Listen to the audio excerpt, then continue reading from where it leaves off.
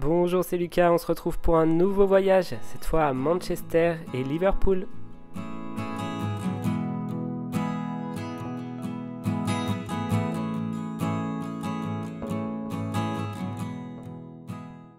Je devais me rendre à Liverpool pour aller voir un concert, mais comme les billets d'avion étaient beaucoup trop chers, je me suis dit que j'allais m'arrêter à Manchester pour ensuite rejoindre en train Liverpool dans un second temps.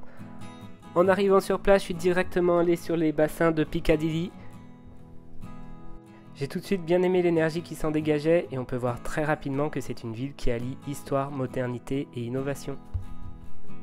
Je me suis promené au départ sans but précis en essayant de trouver les points les plus intéressants et on peut vraiment passer d'une ambiance à l'autre très rapidement. J'ai eu une bonne surprise en arrivant sur place et je pense que c'est une ville qui mérite d'être visitée beaucoup plus en profondeur. Comme j'étais pas mal fatigué par le travail des jours d'avant, plus le voyage, je me suis dit que ça pouvait être une bonne idée de prendre un bus touristique pour avoir une petite visite guidée et en même temps découvrir la ville sous un nouvel angle. Le tour a duré à peu près 1 heure et ce qui était bien, c'est que j'ai pu aussi découvrir des bâtiments qui étaient beaucoup plus éloignés, comme le musée consacré à la guerre ou aussi le stade de foot. J'aurais bien aimé rester un peu plus longtemps, mais c'était déjà l'heure d'aller prendre le train pour me rendre à Liverpool. Il fallait que j'arrive tôt pour pouvoir récupérer les clés de ma chambre d'hôtel.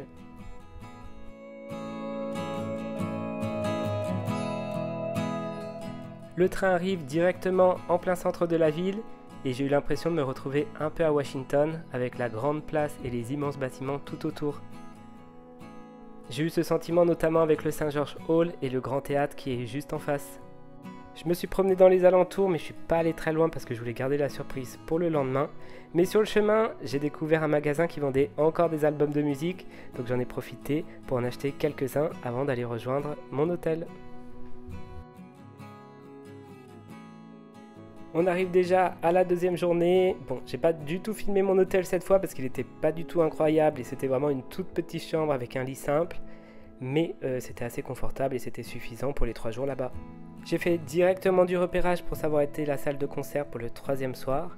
Et juste à côté, il y avait la roue de Liverpool.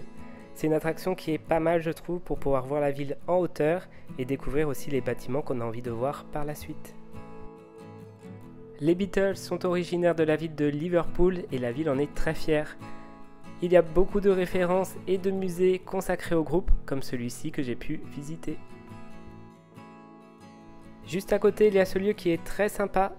J'ai fait une petite pause là-bas parce qu'il y a plein de bons petits restos et aussi pas mal de boutiques pour pouvoir trouver des souvenirs. Il y a aussi au bout des docks un bus britannique où vous pouvez acheter directement de la street food. On arrive ensuite près du Royal Liver Building, c'est un bâtiment qu'on va voir plus en détail juste après. Et vous pouvez découvrir les mythiques statues du groupe des Beatles. Attention si vous voulez prendre une photo parce qu'il y a souvent un long temps d'attente. J'ai ensuite pris le bateau pour découvrir la ville différemment. Je trouve qu'une balade en bateau, ça permet d'avoir un angle différent et de passer un beau moment sur la rivière Mersey. Et comme en plus, je n'avais pas prévu d'aller de l'autre côté, j'ai pu voir d'un peu plus près les bâtiments que j'allais pas visiter par la suite. Le tour en bateau dure à peu près 1 heure et ça permet aussi d'avoir des explications parce que la visite est guidée tout le long du trajet. Il faisait quand même assez froid pendant le tour en bateau, mais il y a des espaces aussi qui sont un peu plus à l'abri, donc on peut se cacher du vent sans problème. Une fois de retour sur la terre ferme, je suis donc allé visiter le Royal Liver Building. Il y a un espace qui est privatisé, donc vous ne pouvez pas passer, mais de l'autre côté, il y a aussi un restaurant. Donc je me suis arrêté pour faire une petite pause et me restaurer avant de continuer la visite. L'entrée pour aller au sommet du bâtiment n'est pas facile à trouver, mais une fois que vous l'avez, vous pouvez avoir une visite guidée. Au cours de la visite, il y a aussi une animation de l'horloge créée par des personnes travaillant pour Disney, mais il est interdit de la filmer. Une fois tout en haut, on a une vue directe sur les 2 Liverbirds qui sont au sommet des 2 tours. Le Liverbird, c'est le symbole de la ville de Liverpool. C'est une créature mythique qui ressemble à un oiseau marin. Et la légende dit que l'un des oiseaux regarde vers la mer pour protéger les marins et l'autre veille sur la ville. Une fois le tour terminé, j'en ai profité pour me promener un peu aléatoirement dans la ville et découvrir les derniers bâtiments qui étaient dans le coin. Je suis ensuite allé voir les derniers bâtiments que j'avais repérés depuis le bateau, comme l'entrée du tunnel qui passe sous la rivière Mersey, l'ancienne usine à tabac qui est complètement abandonnée pour le moment mais qui est en cours de rénovation, ils ont commencé à faire des travaux, et aussi la tour Victoria. La tour Victoria par contre, on peut la voir que de loin parce que l'accès est interdit. C'est déjà parti pour le 3e jour avec en prime à la fin de la journée le concert de Girls Aloud et je vous ai mis des extraits. Comme je le dis à chaque fois, j'aime bien voir la ville en hauteur, donc là comme il y avait pas mal de bâtiments pour le faire, j'en ai profité pour me faire plaisir au maximum. Et j'ai visité donc la tour John's Beacon, c'est aussi une tour de radio, on peut monter tout en haut pour voir la ville sous tous ses angles. Je suis ensuite passé par le Chinatown de Liverpool et il y a pas mal de restaurants. Donc ceux qui aiment bien la nourriture asiatique, vous pouvez trouver votre bonheur là-bas. Liverpool, c'est aussi une ville où il y a beaucoup de restaurants. J'en ai jamais vu autant dans une ville, mais vous pouvez trouver votre bonheur à tous les coins de rue. Et après, je me suis dirigé vers le dernier lieu à visiter, mais pas le moindre, avant d'aller au concert. Il s'agit de la cathédrale anglicane, qu'on appelle plus simplement la cathédrale de Liverpool.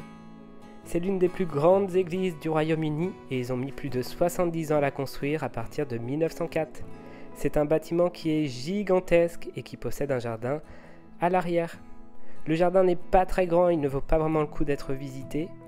Mais par contre, la cathédrale est un lieu incontournable. Comme à mon habitude, j'ai mis mon petit cierge avant de continuer mon chemin. L'entrée est totalement gratuite, mais si vous le souhaitez, vous pouvez faire un don en arrivant. Et il y a aussi quelque chose qui m'a surpris, c'est qu'il y a un restaurant directement à l'intérieur. J'avais vraiment jamais vu ça. J'ai mangé sur les tables à l'extérieur avant de retourner me préparer pour le concert.